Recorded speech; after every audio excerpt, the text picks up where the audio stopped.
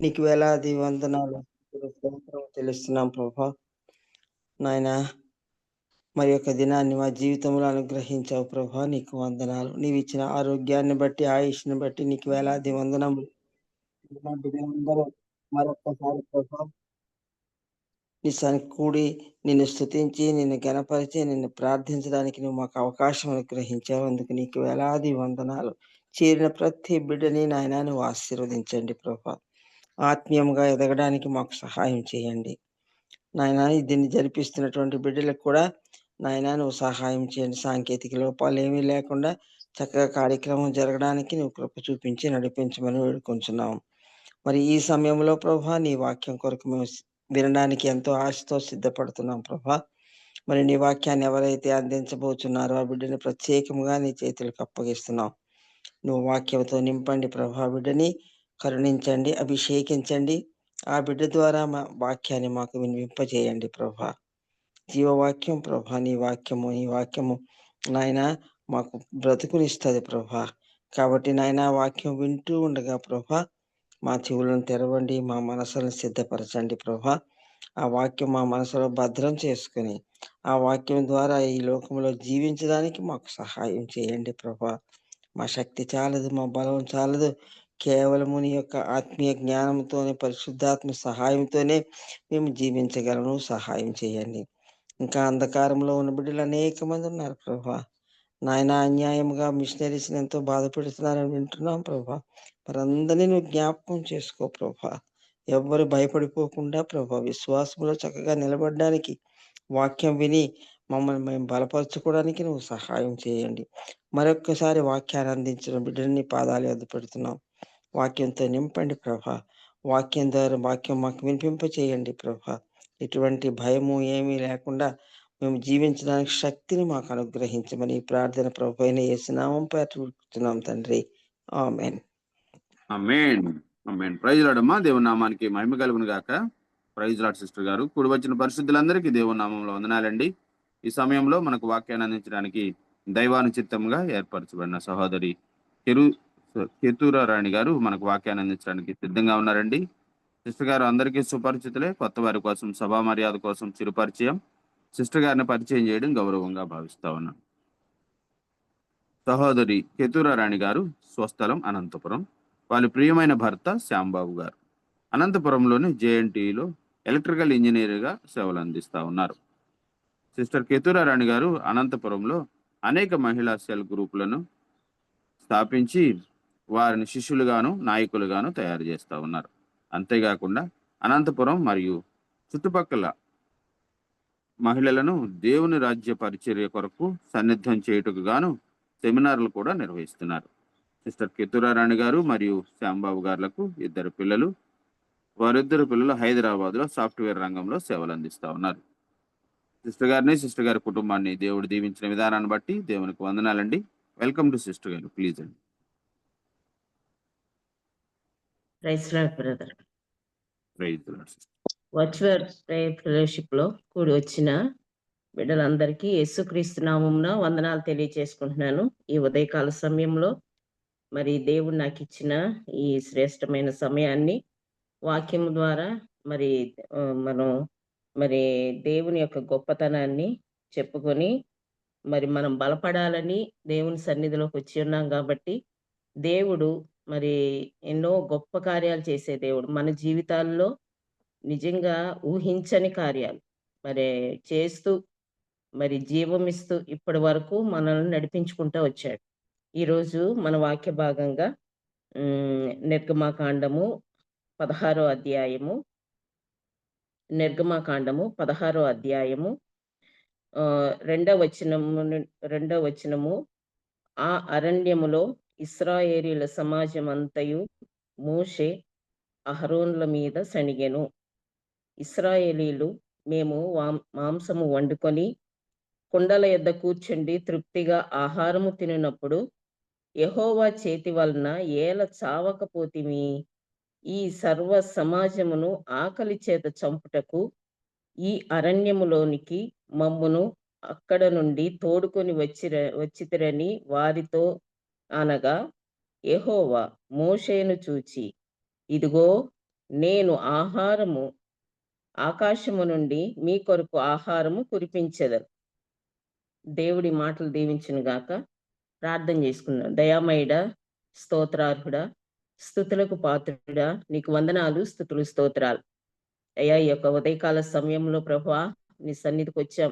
నీ సన్నిధిలో ఉన్న సమృద్ధి చేత ప్రభువా నైనా మేము మేలులు పొందుకుంటూ ప్రభువా ఆనందించే భాగ్యాన్ని ప్రభువా మాకు అనుగ్రహించినందుకు నీకు వందనాలు. ఎన్నో చోట్ల ప్రభువా ఈ పరిస్థితి లేదు. నాయన నిజంగా ఎంతో మంది నాయన నీ సువార్థికులు ఎంతగానో ఇబ్బంది పడుతున్నారు, శోధించబడుతున్నారు, హింసించబడుతున్నారు ప్రభువా. నాయన జ్ఞాపకం చేసుకోండి తండ్రి. నీకు వందనాలు, స్తుతులు, స్తోత్రాలు.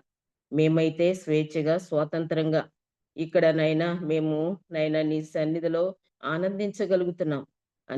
అనేకులకు ప్రభువా ఇట్టి స్థితి అనుగ్రహించవలసిందిగా ప్రార్థిస్తున్నాను తండ్రి. నీకు వందనాలు, స్తుతులు, స్తోత్రాలు. ఈ ఉదయకాల సమయంలో ప్రభువా వాక్యం చదువుకున్నాం. ఆ వాక్యమును నాయన మాకు విరిచి వడ్డించండి ప్రభువా. నన్ను ఈ సిలువ చాటును మరుగుపరుచుకోండి తండ్రి. నీకు వందనాలు, స్తోత్రం. ఏ మాటలు బిడ్డలకు అవసరమో, నాకు అవసరమో తండ్రి, ఆ మాటల ద్వారా మేము ఎప్పుడు కూడా బలం పొందుకోవడానికి, నీ సన్నిధిలో ఆత్మీయంగా అభివృద్ధి పొందుకోవడానికి సహాయం చేయండి. ఎందుకంటే ఈ యొక్క జీవితం మీరు పెట్టిన భిక్ష. ఈ జీవముతో మమ్మల్ని నింపారంటే మా పట్ల మీ ప్రణాళికలు ఎంతో గొప్పవి. కాబట్టి వాటిని గ్రహించి నీ చిత్తాన్ని ఈ లోకంలో మేము నెరవేర్చే వారంగా మమ్మల్ని నిలవబెట్టుకోవాల్సిందిగా వేడుకుంటున్నాను. సహాయం చేయండి. వినువారికి మేలుకరంగా ఉంచవలసిందిగా వేడుకుంటున్నాను. నీ వాక్యం వెల్లడవుట తోడనే మాకు వెలుగు కలిగినట్లుగా, మా జీవితాలు మారినట్లుగా సహాయము చేసి అన్ని విషయాల్లో మీరే మహిమ ఘనత పొందుకొనవలసిందిగా వేడుకుంటూ యేసునామమున అడిగి వేడుకుంటున్నాను పరమ తండ్రి. ఆమేన్. ఇక్కడ నిర్గమకాండము 16వ అధ్యాయంలో మనం చదువుకున్నది చూస్తే మరి ఇశ్రాయేలీయుల్ని దేవుడు నడిపించుకుంటా వస్తున్నాడు. మరి ఎర్ర సముద్రాన్ని దాటించేశాడు. ఎర్ర సముద్రాన్ని దాటించేసిన తర్వాత మరి వారు మరి ఇంకా కొద్ది దూరం మరి వారు సీను అరణ్యానికి వచ్చినప్పుడు అక్కడ వారికి ఒక కొరత వచ్చింది. అక్కడ ఒక అక్కర కలిగిందనమాట. అంటే అప్పుడు దాకా మరి వస్త్రాల విషయంలో గాని, చెప్పుల విషయంలో గాని, లేదా ఆరోగ్య విషయంలో గాని ఎటువంటి ఇబ్బంది వాళ్ళు పడలేదు. మరి ఇక్కడికొచ్చేసరికి ఆహార విషయంలో వారికి మరి అక్కర కలిగేటప్పటికి వారేం చేస్తున్నారంట, సణిగారంట. మరి వారికొచ్చిన శ్రమను బట్టి వారు మరి దేవుని వైపు చూడకుండా, అంటే ఆశ్చర్య కార్యాలు, గొప్ప కార్యాలు చేసే దేవుడు మా పక్షానున్నాడు. ఎన్నో మరి 10 అద్భుతాలు చేసి మరి వారిని ఐగుప్తు నుంచి తీసుకొచ్చాడు దేవుడు. అవన్నీ వారికి తెలుసు. ఇంకా మరి ఎర్ర సముద్రం, ఆ సముద్రాన్ని పాయలు చేసేది కళ్ళారా చూశారు వాళ్ళు. మరి అటువంటి పరిస్థితులు అవన్నీ తెలిసి కూడా వారేం చేస్తున్నారంటే సణుగుతున్నారిక్కడ. అంటే వారికి ఏం ఇక్కడ వారు సణుగుతున్నప్పుడు దేవుడు వారి మాటలు విన్నాడంట. నిజమే కదా! మనిషి ఏం మాట్లాడుతున్నాడో ప్రతి ఒక్క మాట ఆయన వింటాడు. ఆ మాటకి ఆయన ప్రతిఫలం ఇచ్చేవాడు. అంటే మనం మాట్లాడే ప్రతి మాటకి దేవుడు ప్రతిఫలం ఇచ్చేవాడుగా ఉంటున్నాడు.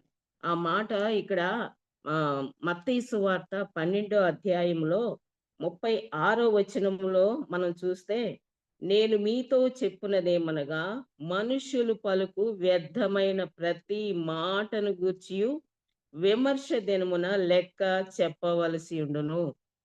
విమర్శ దినం ఒకటి ఉంటుంది మనకి.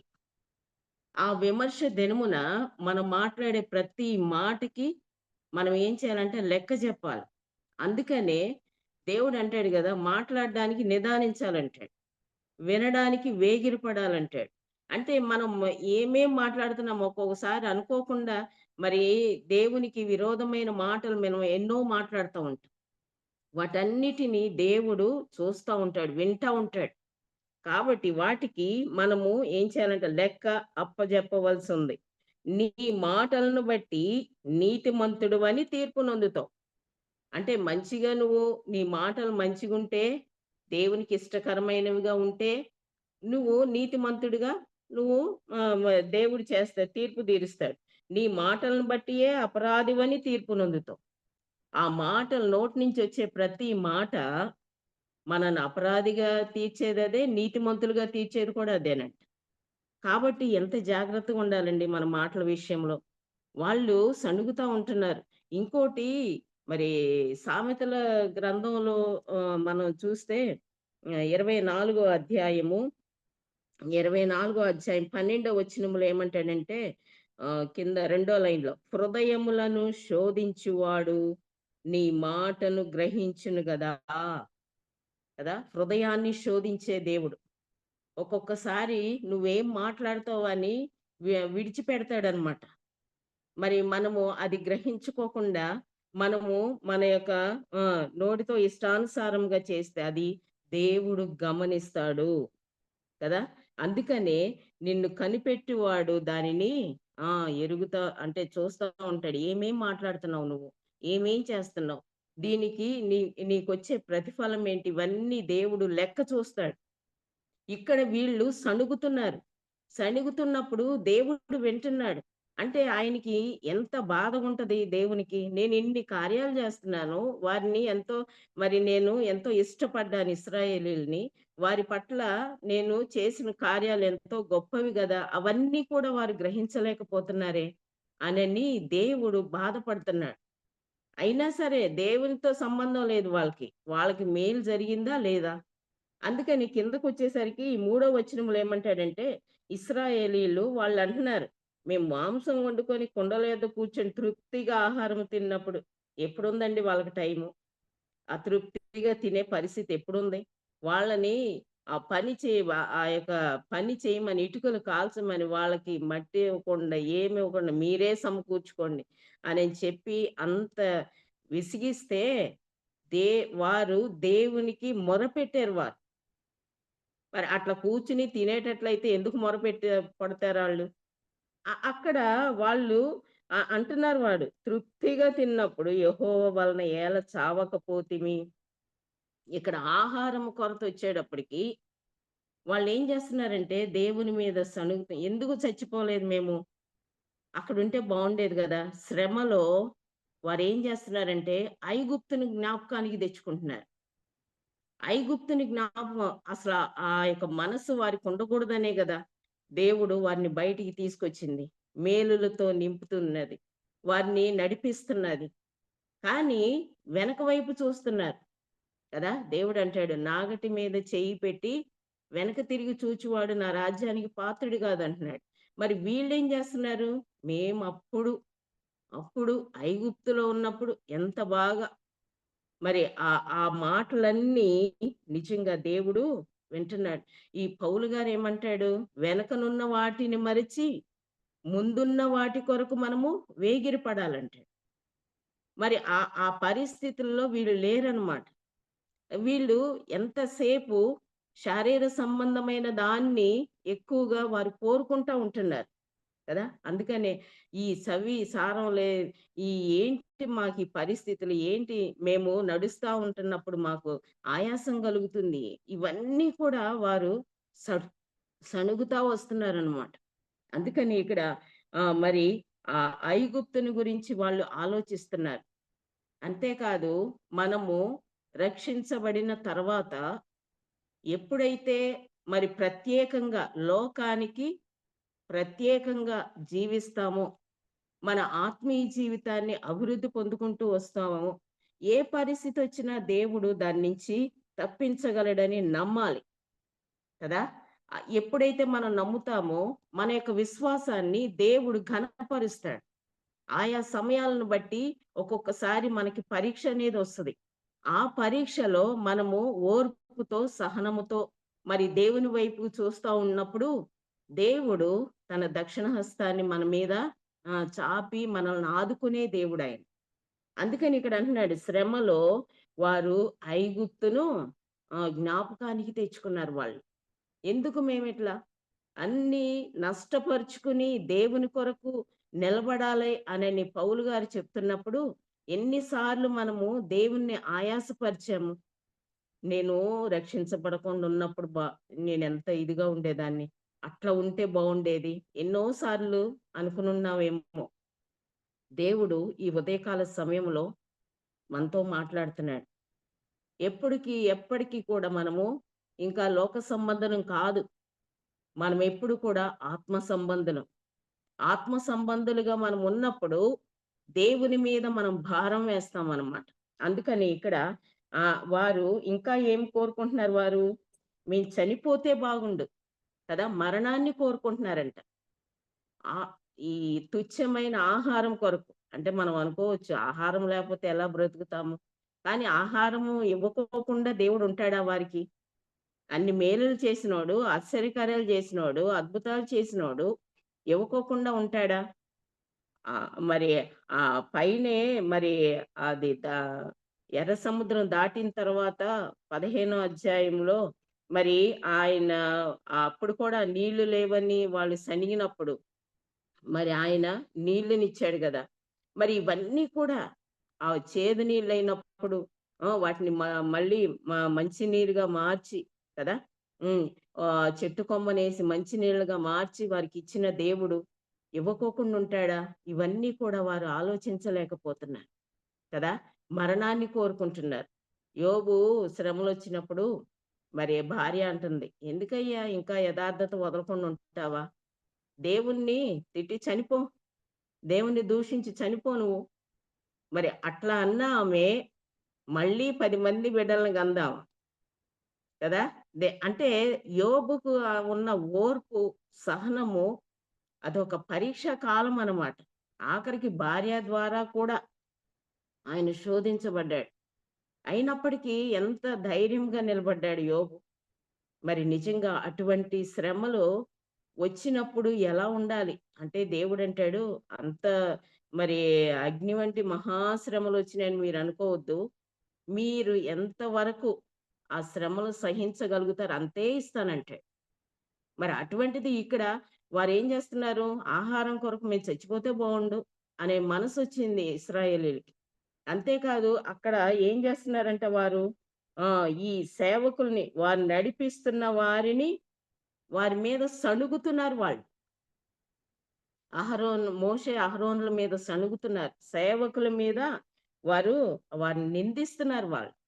ఎటువంటి మాటలు, ఆ మాటలు నిజంగా వారు ఎంతో సహించుకున్నారు కాబట్టి, మోషే సాత్వికుడు కాబట్టి అవన్నీ సహించుకున్నాడాయన. అందుకనే ఇవన్నీ వారు మాట్లాడుతున్నప్పుడు, మరి ఐగుప్తును వారు జ్ఞాపకం చేసుకుంటున్నప్పుడు, దేవుడు వారితో మాట్లాడుతున్నాడు. మోషే అహరోనుతో మాట్లాడుతున్నాడనమాట. మోషేతో మాట్లాడుతున్నాడు. ఈ 4వ వచనంలో ఏమని? "ఇదిగో నేను ఆకాశము నుండి ఆహారమును కురిపిస్తాను. ఆహారాన్ని నేను కురిపిస్తానయ్యా." వారు ఆహారం కొరకేగా ఇంతగా తాపత్రయపడుతున్నారు. దాని గురించేగా సణుగుతున్నారు. ఇదిగో ఆహారాన్ని కురిపిస్తాను. నిజంగా దేవుడు ఎంత దయామయుడో కదా! అంత చేస్తున్నా సరే. నిజంగా దేవుని యొక్క ఓర్పు మరి చాలా వరకు ఓర్చుకుంటాడాయన. కానీ ఒకానొక సమయం వస్తది. ఇంక ఆయన ఓర్చుకోలేకపోతాడు. కదా! ఇక్కడ వారు ఆహారం కొరకు ఎంతగా మరి సణిగారో, వారి సణుగు చూచి ప్రేమించాడు. ఇది తప్పదు ఇంకా అన్నట్లు, సర్లే ఆహారం మీకిస్తాను అనని చెప్పాడు. ఆహారం కురిపిస్తాను అనని వాగ్దానం చేశాడు. ఇక్కడ ఆదికాండంలో 7వ అధ్యాయం 12వ వచనంలో చూస్తే, మరి మనుషుల యొక్క దుష్టత్వాన్ని చూచాడు. లోకంలో ఉన్న మనుషుల యొక్క దుష్టత్వాన్ని చూచి దేవుడేం జేశాడంట, ఆ దుష్టత్వాన్ని తట్టుకోలేకపోయాడు. అందుకనే 12వ వచనంలో పగళ్ళు 40 రాత్రులు ప్రచండ వర్షము భూమి మీద కురిపించాడంట. కదా! ఇక్కడ 6వ అధ్యాయంలో ఆదికాండము 6వ అధ్యాయంలో 11వ వచనంలో భూలోకము దేవుని సన్నిధిని చెడిపోయింది. భూలోకాన్ని చూచినప్పుడు భూలోకం చెడిపోయిందంట. ఆయన దాన్ని చూచి తట్టుకోలేకపోయాడు. భూలోకము బలాత్కారముతో నిండెను. దేవుడు భూలోకమును చూచినప్పుడు అది చెడిపోయుండెను. భూమి మీద సమస్త శరీరులు తమ మార్గమును చెరిపివేసుకొని ఉండెను. నిజంగా ఇవన్నీ చూచినప్పుడు దేవుడు తట్టుకోలేకపోయాడు. అందుకనే 7వ అధ్యాయము 12వ వచనం వచ్చేసరికి ఏం చేశాడు? ఆ! అక్కడ వర్షాన్ని కురిపించి ఆయన భూమిని నాశనం చేసేసాడంట. కానీ అంతకుముందే అక్కడున్న ఎంత భూలోకం చెడిపోయినా, అక్కడ ప్రజలు ఎంత దుష్టత్వంగున్నా మళ్ళీ ప్రకటింపచేసాడక్కడ. వారు మారతారేమో, వారు మారతారేమో అని ఆత్మరూపిగా ఎళ్లి ఆయన ప్రకటించాడు. మళ్ళీ నోవహుతో కూడా చెప్పించాడు. 120 సంవత్సరాలు ఆయన ఓడ తయారు చేసేంత వరకు ఆయన ప్రకటిస్తానే ఉన్నాడు. కానీ ఒక్కడు కూడా ఇనలేదంట. అందుకే ఇంక దేవుడు తట్టుకోలేకపోయాడు. ఈ దుష్టత్వాన్ని నేను తట్టుకోలేను. అందుకని మరి దేవుడేం జేశాడు? ప్రజల యొక్క దుష్టత్వాన్ని బట్టి అక్కడ తీర్పు తీర్చాడు దేవుడు. అందుకే అక్కడ వర్షం 40 రాత్రింబగళ్ళు వర్షం రాటం వలన అక్కడ ఏం జరిగింది? గొప్ప అపాయం అక్కడ. మొత్తం అందరూ నాశనం అయిపోయారు. ఒక్క నోవహు కుటుంబంలో ఉన్న 8 మంది. చూసారా? దేవుని మాట వినుకోకుండా అనేక సార్లు మనం ఉంటున్నామేమో. దేవుడు మనల్ని హెచ్చరిస్తా ఉంటాడు. ఆయా సమయాలను బట్టి మనుషుల ద్వారానో, పరిస్థితుల ద్వారానో, ఇదిగో నువ్వు ఇట్లా ఉన్నావు కాబట్టి నీకు ఈ విధంగా జరుగుతుంది. జాగ్రత్త పడు, జాగ్రత్త పడు.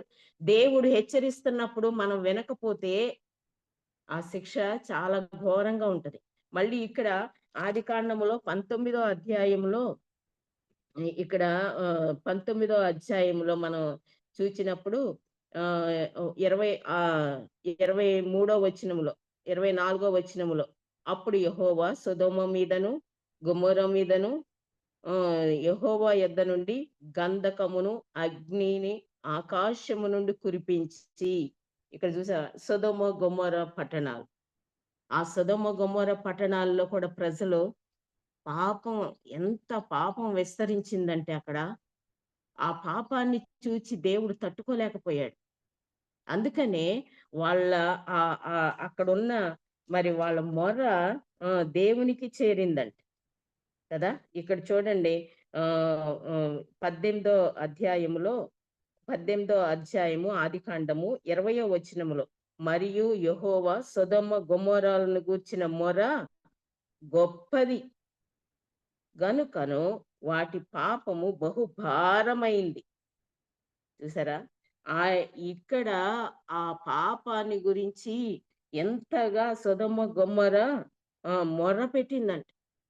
ఆ ప్రజల యొక్క పాపాన్ని గురించి. అందుకనే దేవుడు 19వ అధ్యాయం వచ్చేసరికి ఏం చేశాడు ఆయన? దాన్ని నాశనం చేశాడు. ఎట్లా? అగ్ని గంధకాలు కురిసింది. అక్కడ కూడా ప్రకటించబడింది.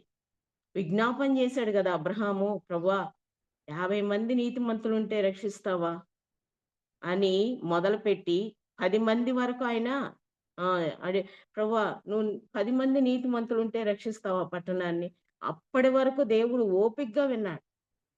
అయినా సరే కనీసం లోతు వెళ్ళాడు. అక్కడ కొంతమందినైనా రక్షించుంటాడు గదా అనుకున్నాడు అబ్రాహాము. కానీ అక్కడ అదేమీ జరగలేదు. అక్కడున్న పాపము చేసేవాడిని చూచి మనసులో నొచ్చుకున్నాడంట గాని లోతు అక్కడి నుంచి వచ్చేయలేదాయన. దాని వలన అక్కడంతా ఏం జరిగిందక్కడ? అగ్ని గంధకాలు కురిసి ఆ పట్టణం అంతా కాలిపోయింది. కానీ లోతు కుటుంబం మాత్రం రక్షించబడింది. మరి అట్లా దేవుడు ఒక్కొక్కళ్ళకి ఒక్కొక్క అవకాశం ఇస్తాడు. ఇప్పుడు మరి ఈ నిర్గమకాండంలో ఇప్పుడు మనం చదువుకున్నది ఆహారము కురిపించాడు కదా! ఇంకా ఈ అంచె దినాల్లో ఇంకా ఏం కురిపిస్తున్నాడు ఆయన అంటే ద్వితీయోపదేశ కాండములో ద్వితీయోపదేశ కాండము 32వ అధ్యాయములో 32వ అధ్యాయము 2వ వచనం, నా ఉపదేశము వానవలే కురియును, నా వాక్యము మంచు వలెను, లేత గడ్డి మీద పడు చినుకుల వలెను, పచ్చిక మీద కురియు వర్షము వలెను ఉండును. ఆయన యొక్క వాక్యము నేటి దినాల్లో ఎంతమంది నోటితో ఆయన వాక్యాన్ని ప్రకటిస్తున్నారు? ఎంతమంది దేవుని సన్నిధిలో ఆయన్ని గూర్చి ప్రకటిస్తూ నిందలు, హింసలు, అవమానాలు ఎంతమంది కదా! ఆయన ఏం చేశాడంట? ప్రతి వాని నోట ఆయన వాక్యాన్ని ఉంచాడు. ఆయన మాటలను ఉంచాడు. ఆ మాటలు రక్షించబడిన ప్రతి ఒక్కరూ ఎట్లా ఉంటారంటే దేవునిని ప్రకటించకుండా ఉండలేరు. అంటే వారిలో ఉన్న పరిశుద్ధాత్మ దేవుడు రక్షించబడిన తర్వాత పరిశుద్ధాత్మ దేవుడు ఎప్పుడైతే వారిలోకొస్తాడో అప్పుడు పరిశుద్ధాత్మ దేవుడు వారిని తొందర చేస్తా ఉంటాడు. అందుకని రక్షించబడిన కొత్తలో ఎట్లా ఉంటదంటే పరిస్థితి, ఎవరికన్నా చెప్పాలి నేను. ఎవరికన్నా చెప్పాలి. దేవుని మాటలు ఎవరికన్నా చెప్పాలి. ఇదే ఆలోచన కలిగి ఉంటాం. కానీ ఎప్పుడైతే మరి ఆ పరిశుద్ధాత్మ దేవుడు నడిపిస్తున్నప్పుడు మన యొక్క దృష్టి ఎప్పుడైతే లోక సంబంధమైన వాటి మీద పడతదో, అప్పుడు ఎటువంటి పరిస్థితి వస్తదంటే చల్లారిపోయే పరిస్థితి. నేనే ఇట్లున్నాను. నాకంటే ఆళ్ళు జూడు ఎట్లున్నారు. నాకంటే ముందు నమ్ముకున్నోళ్ళు అనే పరిస్థితిలో మనం ఉంటామన్నమాట. కానీ ఇక్కడ ఆయన వాక్యము ఈ అంచె దినాల్లో మరి ఎక్కువగా ప్రకటిస్తా ప్రకటించబడుతుంది. ప్రకటించబడుతుంది గానీ, అప్పుడు ఆనాడు నోవహు దినాల్లో ప్రకటించబడింది. ఎంతమంది రక్షించబడ్డారు? ఎవ్వరు కదా! ఎవ్వరు రాలేదు. ఒక కుటుంబం, నోవహు కుటుంబం మాత్రమే. వాళ్ళు విశ్వసించారు గాబట్టి వారు రక్షించబడ్డారు. దేవుడు చెప్పిన మాట వారు ఎప్పటికీ అదే నిజమని నమ్మారు. అట్లా మనము ని దేవుడు మనతో ఏదైతే మాట్లాడుతున్నాడో, ఏదైతే వాగ్దానం చేస్తున్నాడో, దానిని మనం ఎప్పుడైతే నమ్ముతామో, ఎప్పటికీ విశ్వాసము నుంచి పక్కకు తొలగిపోయే పరిస్థితి మనకుండదు. కదా! ఇంకా చల్లారిపోయే పరిస్థితి ఉండదు.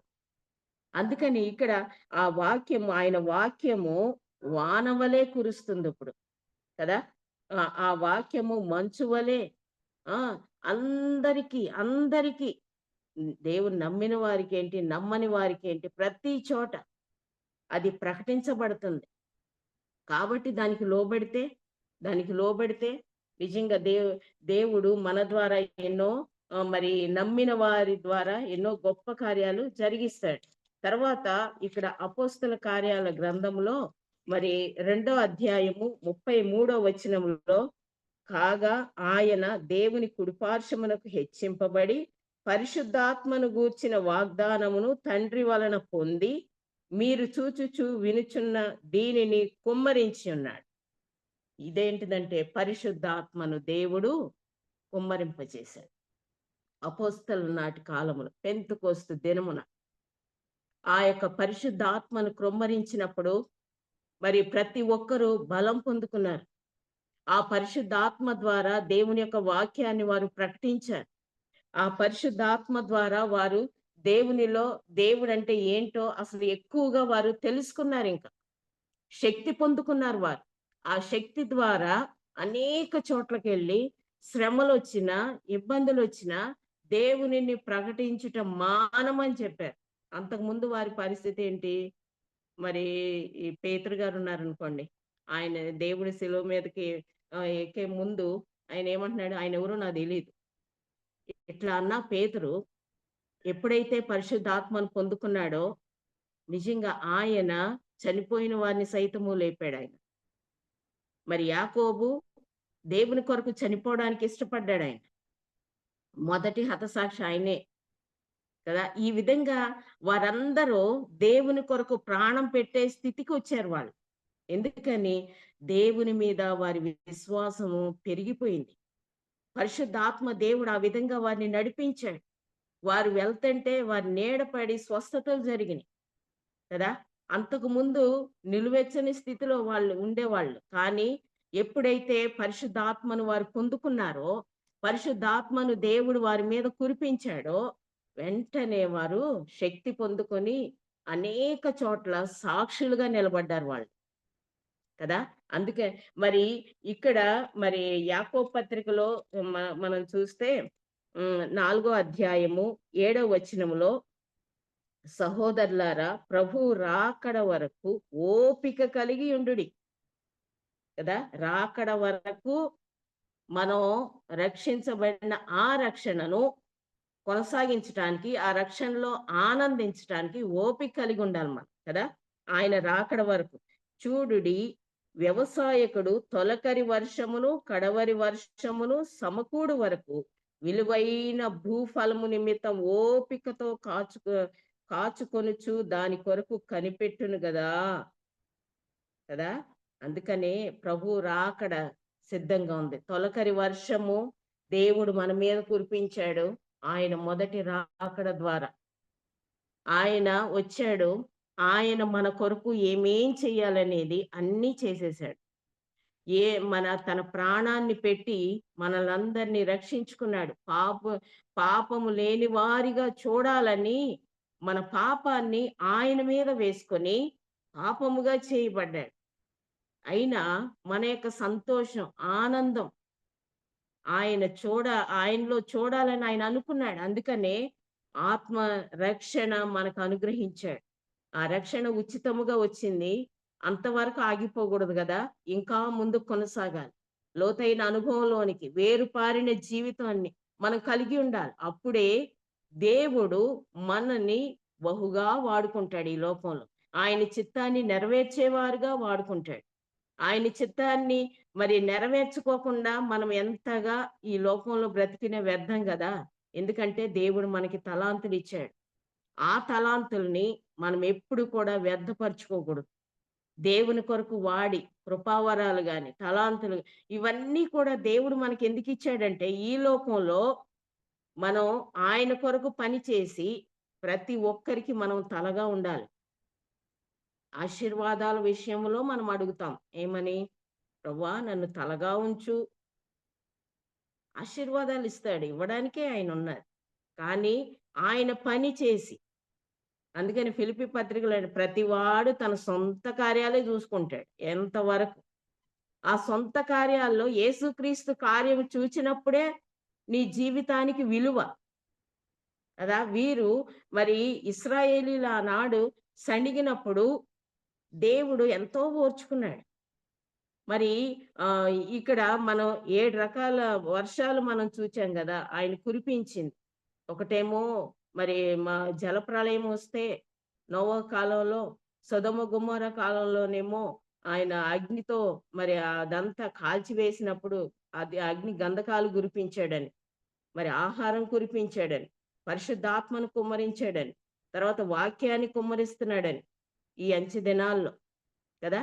తొలకరి వర్షం, కడవరి వర్షం ఇవన్నీ కూడా విలువైన భూఫలంగా నువ్వుండాలని దేవుడు కోరుకుంటున్నాడు. ఆ సార్వత్రిక సంఘాన్ని దేవుడు కోరుకుంటున్నాడు. ఎందుకో తెలుసా? విలువైన భూఫలాలు దానిలో ఉండాలని. ఆ ఫలము నువ్వే కదా దేవుడు కోరుకుంటున్నాడు. దేవుడు కోరుకున్నప్పుడు ఆ విలువైన భూఫలంగా నువ్వుండి దేవుని రాకడకి ఓపికతో ఎదురు చూడాలి. ఇక్కడ అన్నది అదే కదా. 8వ వచనములో ప్రభు రాక సమీపించుచున్నది గనుక మీరును ఓపిక కలిగి ఉండుడి, మీ హృదయములను స్థిరపరచుకొనుడి. హృదయాల్ని స్థిరపరచుకొని దేవుని కొరకు ఎదురు చూడాలంట. అందుకనే ఈ కడవరి వర్షంలో తడుస్తున్న మనము శ్రమలు వచ్చినా, హింసలు వచ్చినా, ఎంతో మంది వీళ్ళు సువార్థికులు ఎందుకు అంతగా ఇబ్బంది పడుతున్నారు? వారికి గృహాల్లో మంచిగా ఉంటే జరిగిపోదంటారా? కానీ క్రీస్తు నిమిత్తము వారు ప్రయాసపడుతున్నారు. వారికి ఉన్న బహుమానము వారు చూస్తున్నారు, వారికి ఉన్న జీతము వారు చూస్తున్నారు. కాబట్టే అంత ధైర్యముగా శ్రమలొచ్చినా, హింసలొచ్చినా ముందుకు కొనసాగలుగుతున్నారు. ప్రతి ఒక్కరికి ఇస్తానన్నాడు కదా దేవుడు. కానీ మనం ఎందుకని ఆ విధంగా మనం ఉండలేకపోతున్నాం? వారికున్న ఆత్మ దేవుడు మనకు కూడా ఇచ్చాడు కదా. ఎందుకని మనం ఆ విధంగా ఉండలేకపోతున్నాం? దేవుడు ఈ ఉదయకాలాన మనతో మాట్లాడుతున్నప్పుడు, ప్రభువా నిజంగా ఈ లోక సంబంధంగా అంచె దినాలు ఎట్లా ఆ సంతోషము మన ఆనందము దుఃఖముగా మార్చుకోవాలంట.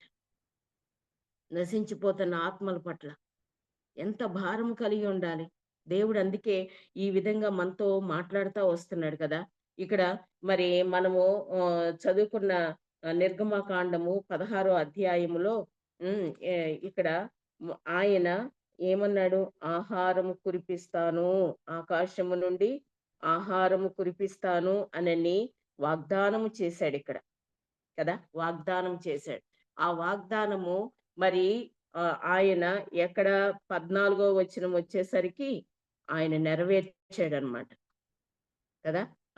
మరి వాగ్దానము చేసి నెరవేర్చే దేవుడు మన దేవుడు. ఆహారం ఇస్తానన్నాడు, ఇచ్చాడు. పరిశుద్ధాత్మని ఇస్తానన్నాడు, ఇచ్చాడు ఆయన కదా. అందుకనే ఆ యొక్క మన్నాకి మరి పరిశుద్ధాత్మకి పోలికలు చూచినప్పుడు మన్నా వారు అనుభవించారు వాళ్ళు. అది పరలోకము నుండి వారికి ఇవ్వబడింది. అట్లాగే మరి పరిశుద్ధాత్మ కూడా మరి ఆకాశము నుండి నేను ఆహారం ఇస్తున్నానన్నాడు ఇక్కడ. మరి పరిశుద్ధాత్మ దేవుడు పరలోకము నుండి మన దగ్గరకు వచ్చాడు కదా. మరి ఆ యొక్క పరిశుద్ధాత్మ ద్వారా ఏం జరుగుతుందంట, పరిశుద్ధాత్మ దేవుడు మనల్ని నడిపిస్తాడు తన యొక్క సన్నిధిలో కదా. ఆ విధంగా నడిపించే పరిశుద్ధాత్మ దేవుడు ఇక్కడ ఎక్కడంటే గలతీయులకు రాసిన పత్రికలో 5వ అధ్యాయములో 17వ వచనం లేకపోతే 16 నుంచి చదువుదాం. నేను చెప్పునదేమనగా ఆత్మానుసారముగా నడుచుకొనుడి, అప్పుడు మీరు శరీరేచ్ఛను నెరవేర్చరు కదా. నిజంగా ఆత్మానుసారులుగా ఉన్నప్పుడు మరి మనము ఆత్మానుసారమైన జీవితం మనం ఎప్పుడైతే జీవిస్తామో శరీరానికి సంబంధించి మనం ఎక్కువగా ఆలోచించం. ఎందుకంటే దేవుడే అన్నాడు, ఆయన నీతిని రాజ్యాన్ని వెతికినప్పుడు మనకి ఏం కావాలో మనకి ఇస్తానని దేవుడే వాగ్దానం చేశాడు మనకి. కాబట్టి ఇంకా ఈ శరీరము మనల్ని ప్రేరేపిస్తున్నప్పుడు ఆ శరీరం చెప్పే మాటలు మనం వినుకోకుండా ఉండాలని దేవుడు అంటాడు, పరిశుద్ధాత్మను మీ మీద ఉంచాను. పరిశుద్ధాత్మ దేవుడు నడిపించినప్పుడు ఆ శరీరేచ్ఛను మనం నెరవేర్చమంట.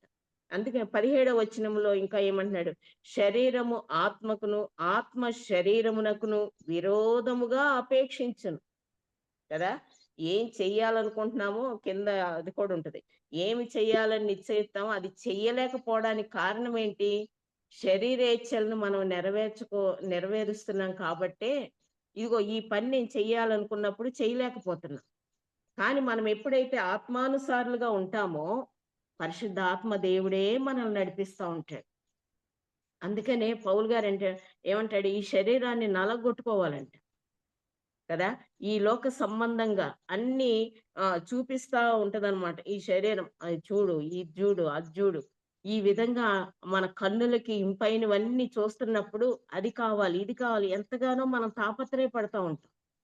కానీ పరిశుద్ధాత్మ దేవుడు ఏమంటాడు, పైనున్న వాటిని వెతుకమ్మా, ఇవెందుకు, ఇవి కేవలం కొద్ది కాలమే ఉంటాయి అనని పరిశుద్ధాత్మ దేవుడు హెచ్చరిస్తా ఉంటాడు కదా. ఇక్కడ 5వ అధ్యాయంలోనే గలతీయులకు రాసిన పత్రిక 5వ అధ్యాయంలో 25వ వచనము మనం చూస్తే, మనము ఆత్మను అనుసరించి జీవించు వారమైతిమా, ఆత్మను అనుసరించి క్రమముగా నడుచుకుంటాం.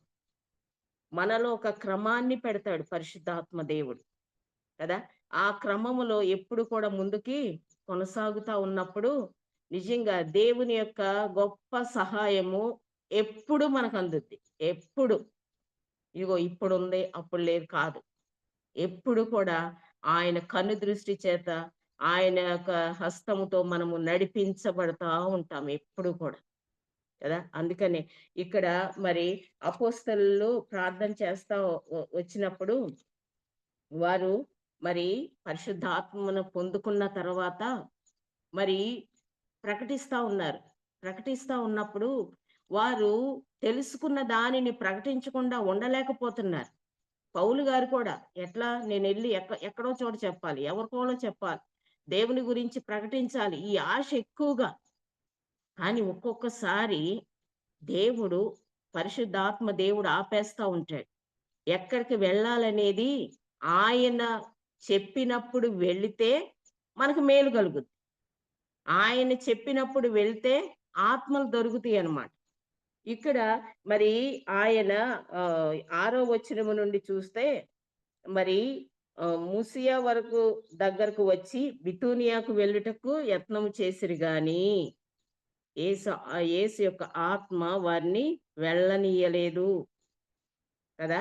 ఇక్కడ ఎన్నో చోట్లకి వెళ్ళటానికి ఆసియాలో వాక్యం చెప్పకూడదని పరిశుద్ధ ఆత్మ వారిని ఆటంకపరిచిందంట. ఎందుకు? వారు వెళ్ళేది మంచి పనే కదా, ప్రకటించడానికే కదా వారు వెళ్ళేది. ఎందుకు ఆటంకపరిచింది? ఎందుకంటే మరి అక్కడ దేవుడు ఎక్కడికి వెళ్ళాలో అక్కడ బోధించటానికి సిద్ధంగా ఉన్నాడు. ఆ పరిశుద్ధాత్మ సహాయము లేకుండా ఇప్పుడు చాలా మంది అట్లా చేస్తున్నారు. ఆత్మ సహాయము లేకుండా, పరిశుద్ధాత్మ సహాయము లేకుండా ఎంత బోధించినా అక్కడ కార్యం జరగదు. అందుకనే ఆత్మ నడుపుదలలో మనం ఎప్పుడూ ఉండాలన్నమాట. అందుకని ఇక్కడ పౌలు గారు లాంటి వాళ్ళని అక్కడ ఆపేశాడంటే దేవుడు, మరి నిజంగా ఎంతగా పౌలు దేవునిలో ఆయన ఉండి నడిపించబడ్డాడాయన. కానీ ఒకానొక సమయం వచ్చింది. మాసిదోనియాకి ఆ! మాసిదోనియాకి వెళ్ళినట్లు అక్కడ ఒక ఆయనకి ఆహ్, మరి పౌలుకి దర్శనము కలిగించాడు. మరి అక్కడికి ఆ దర్శనము కలిగినప్పుడు వారికి సువార్త ప్రకటించుటకు దేవుడు మిమ్మును పిలిచి ఉన్నాడని మేము నిశ్చయించుకొని వెంటనే మాసిదోనియాకు బయలుదేరుటకు యత్నం. చూడండి ఇక్కడ దేవుడు ఎక్కడికి నడిపిస్తాడో పరిశుద్ధాత్మ నడిపింపుతో ఉన్నప్పుడు ఆయన మనకి చూపిస్తా వస్తాడనమాట. పలానా చోటకెళ్ళాలి. చాలా మంది చూడండి సువార్తికులు ఉన్న చోట నుంచి ఇగో నేను పలానా ప్రదేశానికి వెళ్ళమని, నేనున్న ప్రదేశం నుండి అక్కడికెళ్ళమని దేవుడే నాతో దర్శనం ద్వారా మాట్లాడను. వాక్యం ద్వారా నాతో అని చెప్తా ఉంటారు. అట్లాగే అబ్రహాము విషయంలో కూడా అంతే. ఆయన ఉన్న ప్రదేశము నుండి మరి దేవుడు నేను చూపించే దేశానికి రాయ్యా అనని అబ్రహామును పిలిచిన దేవుడు. ఆ విధంగా నిన్ను నన్ను పిలవడానికి దేవుడు ఎప్పుడు కూడా సిద్ధంగా ఉంటాడు. కాకపోతే మనము ఆయన మాట వినడానికి సిద్ధంగా ఉండాలి. ఎప్పటికప్పుడు మనం ఎట్లా ఉంటామంటే, నేనేమనుకుంటున్నాను, నేనేం చేయాలి ఇంతవరకే అనుకుంటాం. అంటే మనం అనుకున్నది చేసేస్తాం అన్నమాట. కానీ దేవుడు అట్లా కాదు. ఎట్లా అంటే నీకొక గోల్ అనేది ఉంది. అది నువ్వు రీచ్ అవ్వాలంటే నా మాట వినాలి. నేను చెప్పిన చోటకెళ్ళాలంటాడు దేవుడు. అప్పుడే గొప్ప కార్యాలు జరుగుతాయి. అద్భుత కార్యాలు చేస్తాడు దేవుడు. నువ్వు చేసే సేవకి, నువ్వు చేసే దేవుని పనికి ప్రతిఫలం ఇస్తాడు. ఎట్లా? ప్రభువా ఇదిగో పలానా చోటకి ఎళ్తున్నాను. నువ్వే సహాయం చెయ్యి. ఈ విధంగాని మనం ఆమెన్ అంటాం గానీ, దేవుడు ఏం అనుకుంటున్నాడనేది మనకు అవకాశం ఇవ్వం మనం. అందుకని చాలా నష్టపోతా ఉంటాం చాలా సార్లు. కదా! ఇక్కడ దేవుని యొక్క నడిపింపు ఎలా ఉంటదంటే మరి నపుంసకుడు అపోస్తల కార్యం 8వ అధ్యాయంలో నపుంసకుడు యెరూషలేములో దేవుణ్ణి ఆరాధించి వస్తున్నాడు. ఆయనకి మరి దేవుని గురించి తెలీదు. యేసు ప్రభు గురించి తెలీదు. కానీ ఆరాధించి వచ్చేస్తున్నాడు ఆయన. మరి అటువంటి పరిస్థితుల్లో అక్కడ యెషయా గ్రంథంలో మరి ఒక పేపర్ అది కొనుక్కొని ఆయన వస్తున్నాడాయన. అదే ఎక్కువ అసలక్కడ. అంటే మనకులాగా బైబిల్ అంతా లేదక్కడ. 53 అధ్యాయం చదువుతున్నప్పుడు యెషయా గ్రంథం 53 చదువుతున్నప్పుడు ఆయనకు అర్థం కాకపోతే పరిశుద్ధాత్మ దేవుడు ఫిలిప్పుని పిలిచి, అయ్యా ఆయన చదువుతున్నాడు గానీ ఆయనకు అర్థం కావట్లేదు. నువ్వెళ్ళి బోధించు. నువ్వు పరిగెత్తు. ఆయనేమో రథం మీద ఎళ్తున్నాడు. ఈయన్నేమో పరిగెత్తన్నాడు. నిజంగా ఎంత ఆత్మ యొక్క బలము చేత ఆయనెంత మరి వేగంగా వెళ్ళాడు. వెళ్ళి ఆ యొక్క నపుంసకునితో మాట్లాడి, అయ్యా నువ్వు చదువుతున్నది నీకు అర్థమవుతుందా? అనని ఇవన్నీ చెప్పి ఆయన బోధించాడు. యేసుక్రీస్తు ప్రభువుని ఆయన ఎటువంటి దేవుడు, ఏం చేశాడనేది, ఆయన చేసిన త్యాగాన్ని, ఆయనే దేవుడని ఆయన బోధించినప్పుడు వెంటనే అక్కడ ఆయన బాప్తిసం తీసుకున్నాడు. వెంటనే అక్కడ పరిశుద్ధాత్మ కార్యం జరిగిందక్కడ. ఒక ఆత్మ రక్షించబడింది. ఆయన మరి ఎప్పుడైతే ఆయన బాప్తిసం తీసుకుంటానయ్యా నేను అన్నప్పుడు వెంటనే అక్కడ బాప్తిసం ఇచ్చాడు.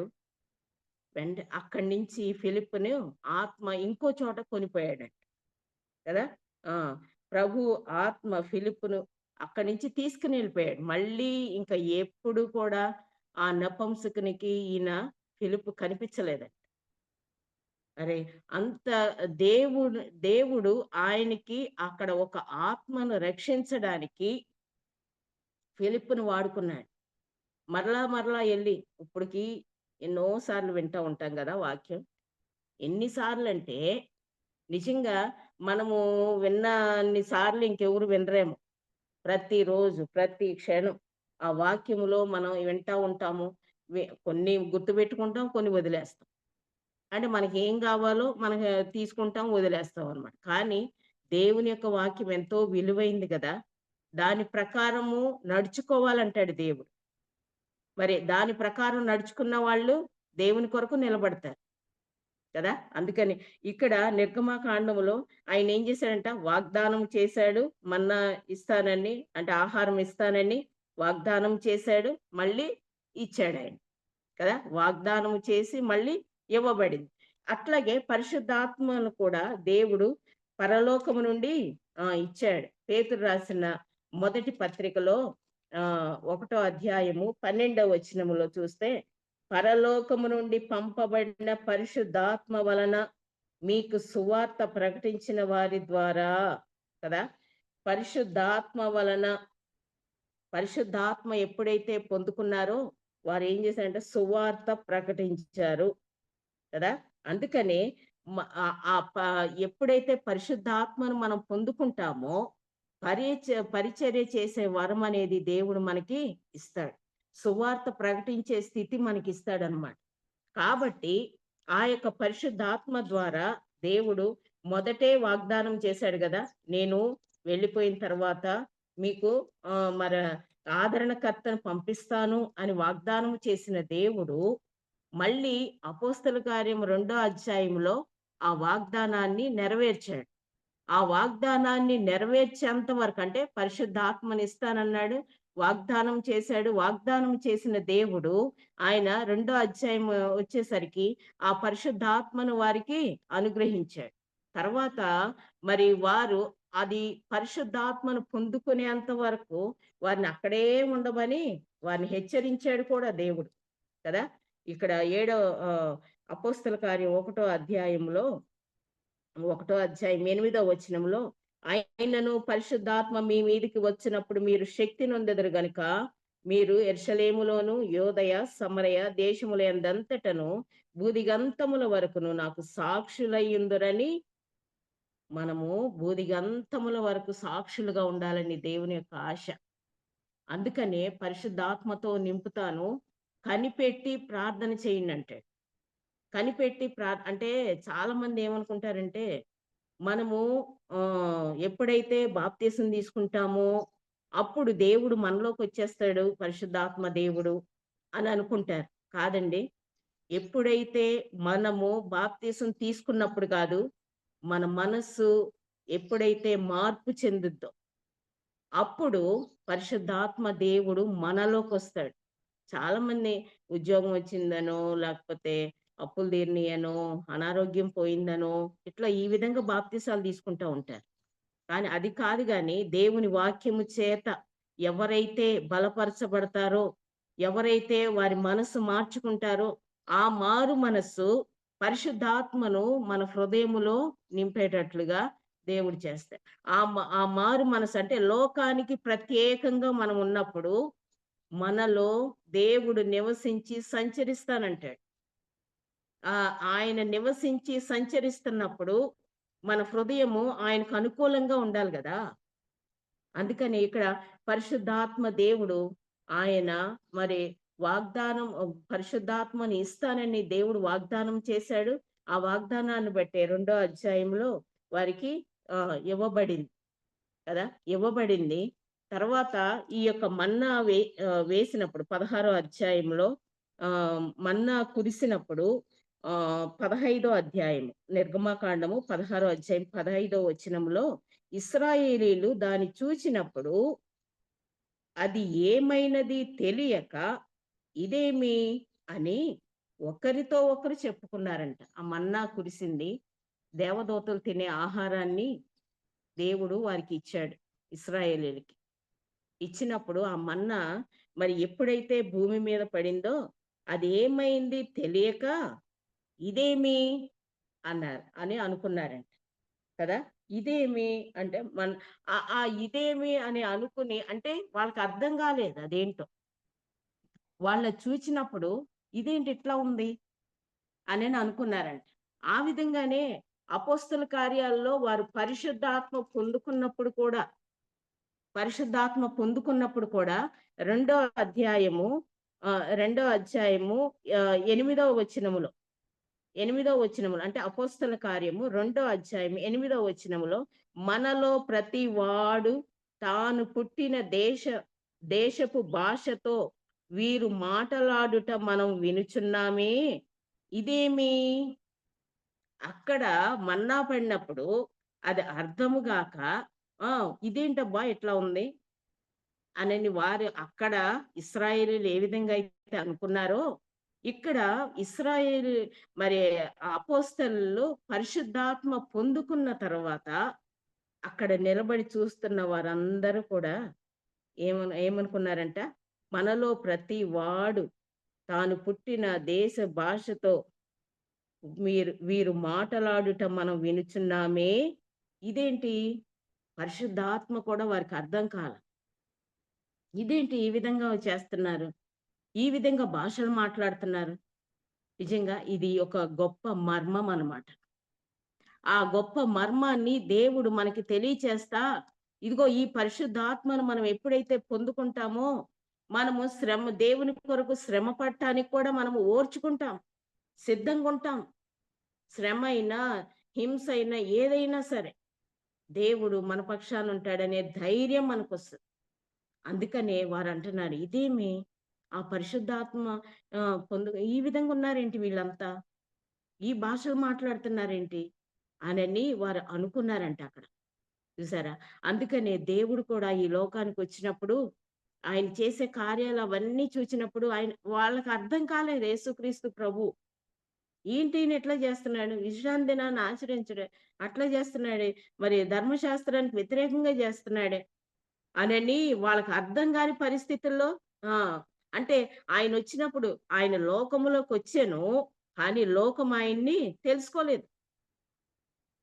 మరి అటువంటి పరిస్థితుల్లో ఇప్పుడు కూడా చాలా మంది యేసుక్రీస్తు ప్రభు యొక్క గొప్పతనాన్ని తెలుసుకోలేకపోతున్నారు. ప్రకటించబడుతుంది, అదేదో మరి పాపం అనేది తొందరగా వెళ్తుంది కానీ మనుషుల్లోకి నీతి అనేది, యథార్థత అనేది మనుషుల్లోకి వెళ్ళలేకపోతుంది. ఎందుకంటే ఈ యుగ సంబంధమైన దేవత మరి మనోనేత్ర గుడితనం కలుగజేసేసాడు. నేను ఎట్లున్నాను ఇట్లాగే ఉండాలంతే కదా. ఇదేమి ఏంటి ఇట్లా, మరి మనం రక్షించబడినప్పుడు అప్పుడు అలా ఉండేవారు కదా, ఇప్పుడేంటి ఇట్లా అయిపోయారు, ఇదేంటి అని అందరూ ఆశ్చర్యపోయేటట్లుగా మన ప్రవర్తన ఉంటే ఎంత బాగుంటది కదా. అందుకనే మరి ఇక్కడ ఈ మన్నా గురించి మనం చదువుతున్నప్పుడు ఆ మన్నా నిర్గమకాండము మరి 14వ అధ్యాయము 16వ అధ్యాయము 14వ వచనములో ఏమనుందంటే, పడిన ఆ మంచు అంటే 13వ వచనములో, కాగా సాయంకాలమున పూరేళ్లు వచ్చి వారి పాళెమును కప్పెను, ఉదయమున మంచు వారి పాళెము చుట్టూ పడి మంచులాగా కురిసిందంట. మంచులాగా ఉందంట అది మన్నా. అందుకనే దాన్ని చూచినప్పుడు ఇది మంచులాగా ఉందే, ఇవన్నీ చూచినప్పుడు మరి వారు ఇదేంటబ్బా ఇట్లా ఉంది అని వారు అనుకున్నారు ఇశ్రాయేలీయులు. కానీ దేవుని యొక్క వాక్యం ఆయన యొక్క ఊపిరి మరి మంచు వలె ఉంటది అని యోబు గ్రంథంలో ఎలీహు చెప్తాడనమాట. యోబు గ్రంథంలో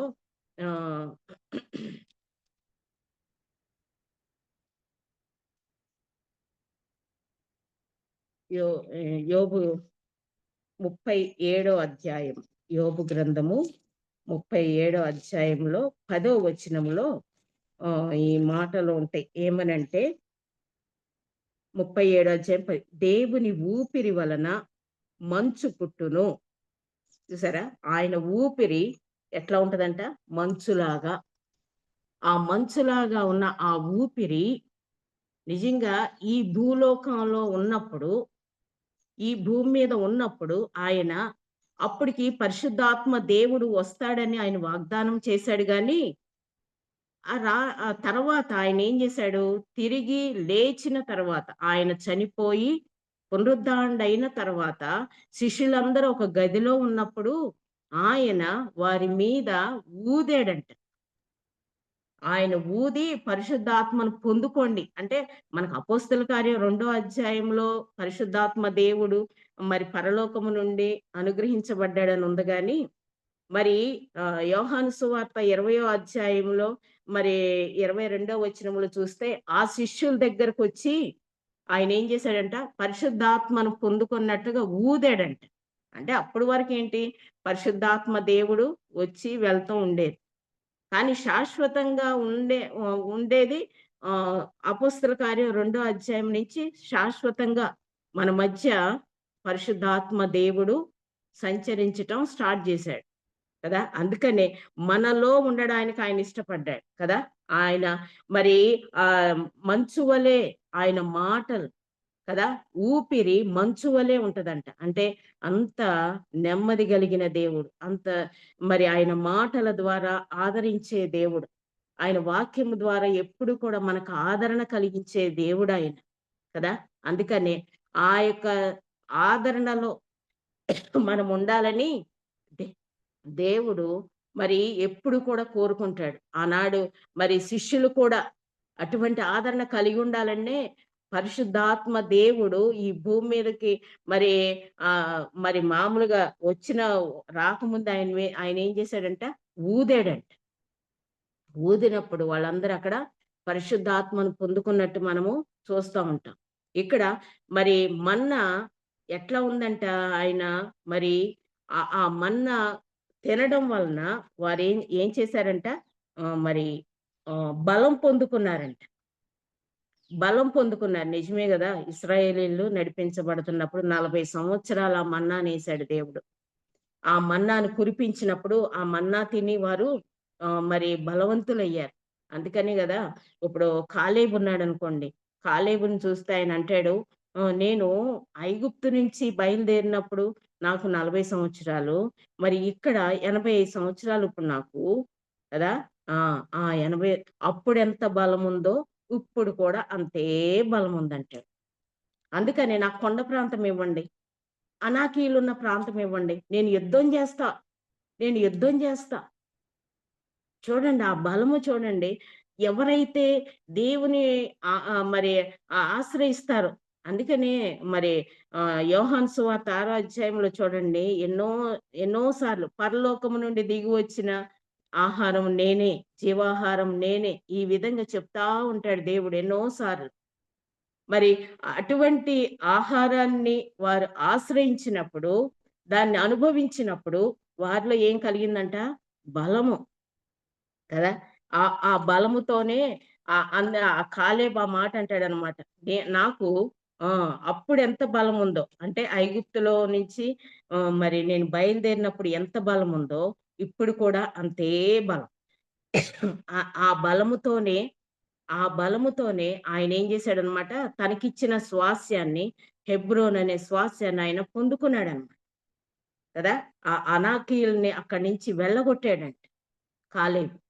మరి ఇక్కడ ద్వితీయోపదేశ కాండంలో 34వ అధ్యాయంలో 7వ వచనములో చూస్తే మోషే చనిపోయినప్పుడు 120 సంవత్సరముల ఈడు గలవాడు. అతనికి దృష్టి మాంద్యము లేదు. అతని సత్తువ తగ్గలేదండి. చూడండి దృష్టి మాంద్యం లేకుండా సత్తువ ఎందుకని అంటే ఆ జీవాహారాన్ని వారు భుజించారు. ఇప్పుడు కూడా పరలోకము నుండి వచ్చిన జీవాహారాన్ని మనం ఎప్పుడైతే భుజిస్తున్నామో, నా శరీరము తిని, నా రక్తము త్రాగువాడు కదా! ఎన్నటికీ చనిపోడంటాడు దేవుడు.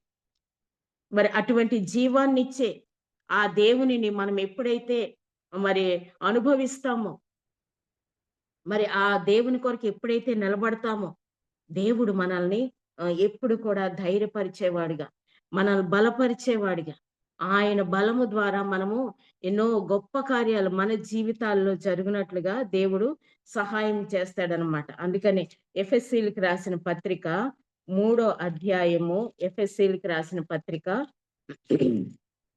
3వ అధ్యాయము 15వ వచనము చూద్దాం చూడండి.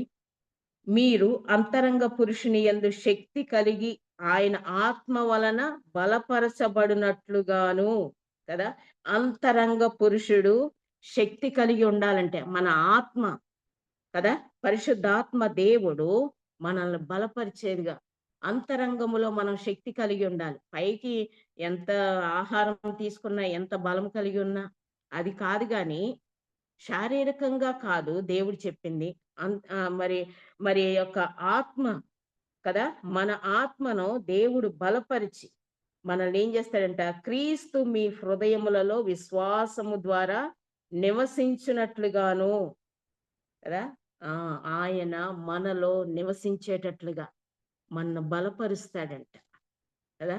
మనల్ని ఎప్పుడు కూడా ఇక్కడ తెస్సలోనికైలకు రాసిన మొదటి పత్రిక 4వ అధ్యాయము 1వ అధ్యాయము 4వ వచనం.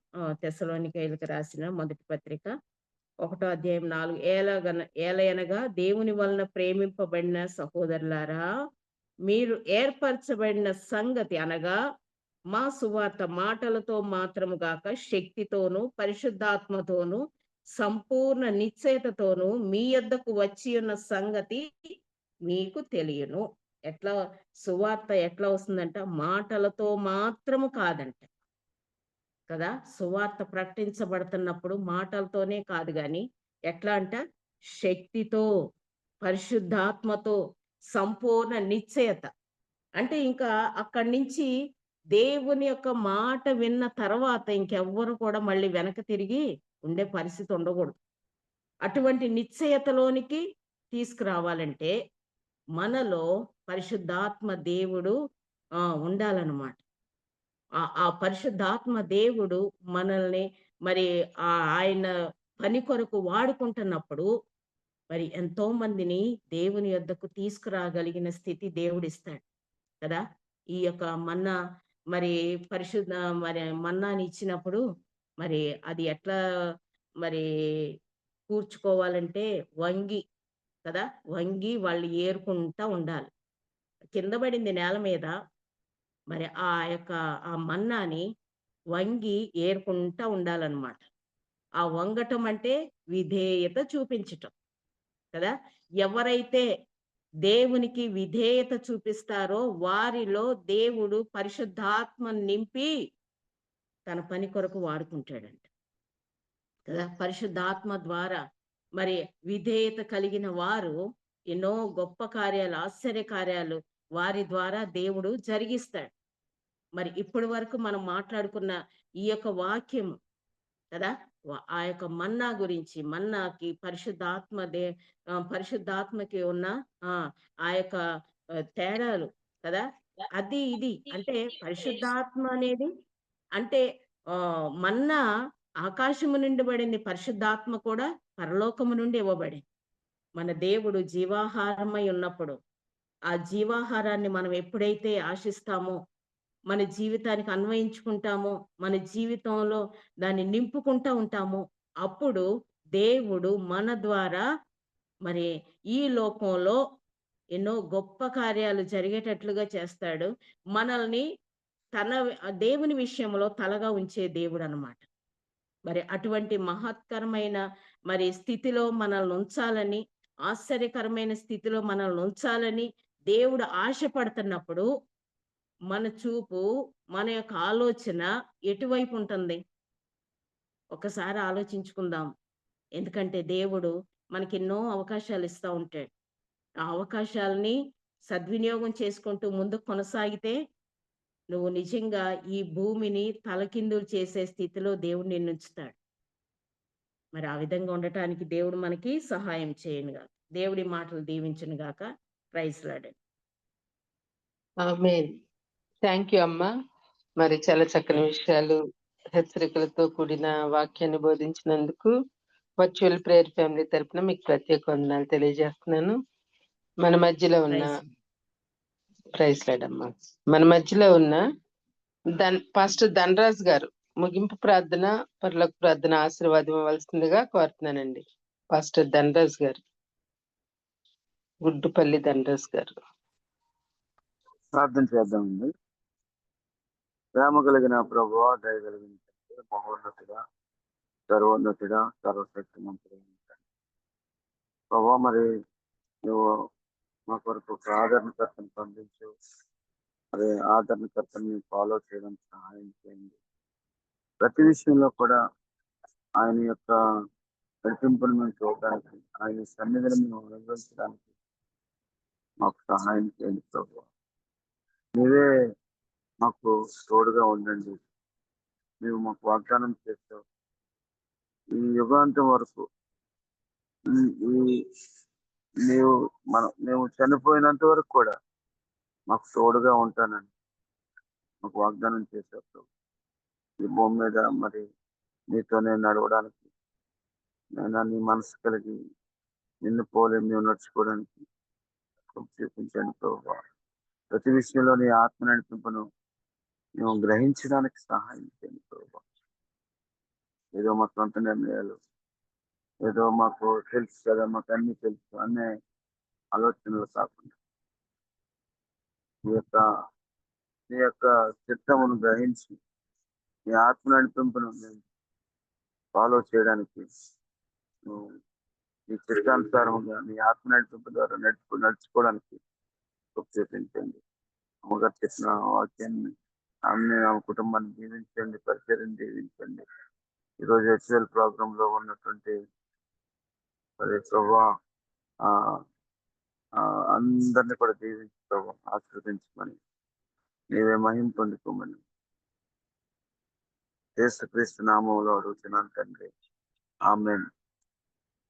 పరలోకమందున మా తండ్రి, నీ నామం పరిశుద్ధపరచబడింది, నీ రాజ్యం వచ్చింది, నెరవేరుతున్నట్లు భూమి అందరూ నెరవేరును గాక. మాకు కావాల్సిన అనుదినాహారం నేడు మాకు దయచేయండి.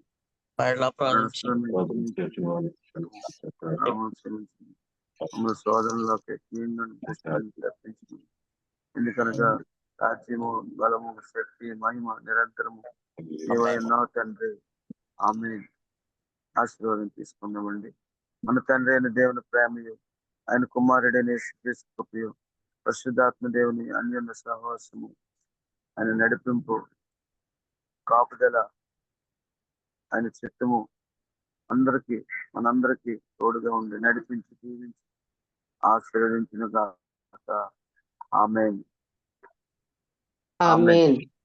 ఆమేన్. థ్యాంక్ యూ అయ్య గారు. ప్రార్థించిన పాస్టర్ ధనరాజ్ గారికి, అట్లాగే వాక్యం అందించిన కితిరి రాణి గారికి ప్రత్యేక వందనాలు తెలియజేస్తూ ముగించుకుందామండి. హ్యావ్ ఎ నైస్ డే అండి. థ్యాంక్ యూ అండి అందరికి, జాయిన్ అయిన అందరికి.